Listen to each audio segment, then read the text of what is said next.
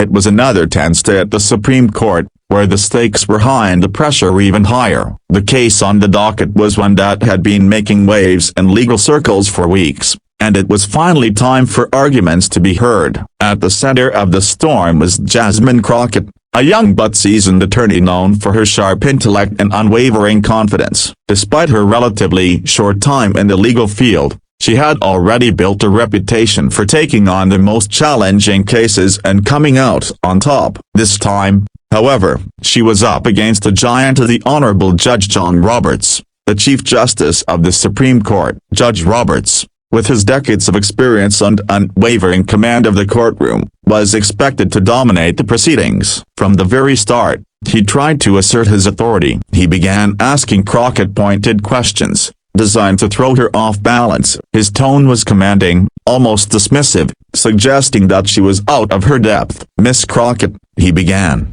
"are you sure you understand the complexities of the legal framework here? This is a nuanced issue, and not just any attorney can grasp the full scope of it." His words were sharp, but Crockett remained unfazed. Instead of backing down, Crockett's response was measured and calm. She didn't flinch at the judge's questioning but instead calmly explained her position. She cited legal precedents that supported her stance and offered a thorough analysis of the case, detailing the evidence that had been carefully gathered over the course of months. Her confidence and her knowledge of the law was undeniable. "Your Honor," she said, "I understand the complexities of this case, and I am confident that the law is on our side. Let me walk you through the details." Her words were clear and concise, cutting through the tension in the room. Judge Roberts, clearly not accustomed to being challenged, continued to press her. He raised his voice slightly, trying to create an atmosphere of authority. "This isn't about confidence,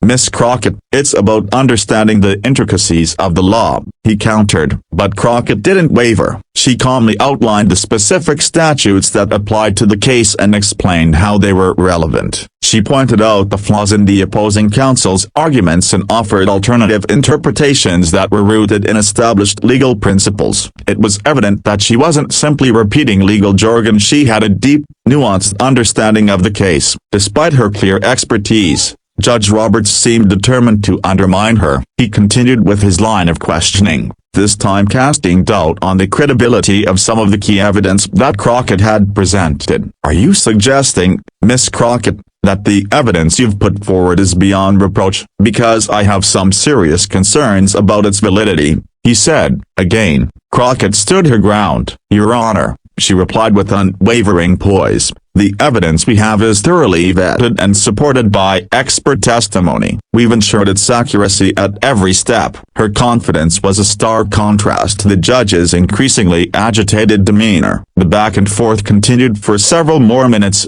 with Judge Roberts attempting to challenge her at every turn. But with each new question, Crockett's responses only became more precise. She took the time to break down complex legal concepts into easily understandable points, and her thorough understanding of the law left no room for doubt. It was clear that Judge Roberts, who had expected to intimidate her, was now struggling to keep up with her sharp legal mind. In an attempt to regain control of the situation, he raised the stakes once again. "Let me be clear, Miss Crockett, I have been on this bench for decades, and I have never seen such an interpretation of the law," he said, his voice tinged with frustration.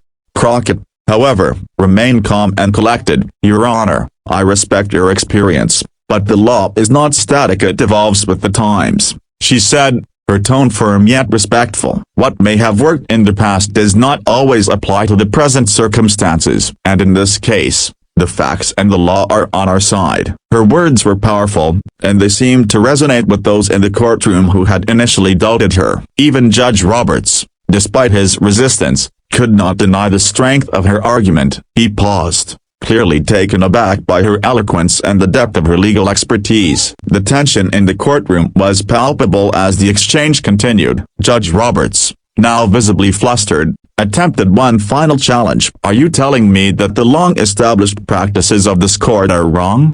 he asked, his voice rising. Crockett didn't flinch. "Your Honor, I am not questioning the practices of this court, but I am suggesting that the law is not rigid, it is dynamic, and in this case, A different interpretation is warranted." The room went silent as her words hung in the air. It was rare for any attorney to challenge the authority of the Chief Justice so directly, but Crockett had done so with such conviction that it was hard to argue with her logic.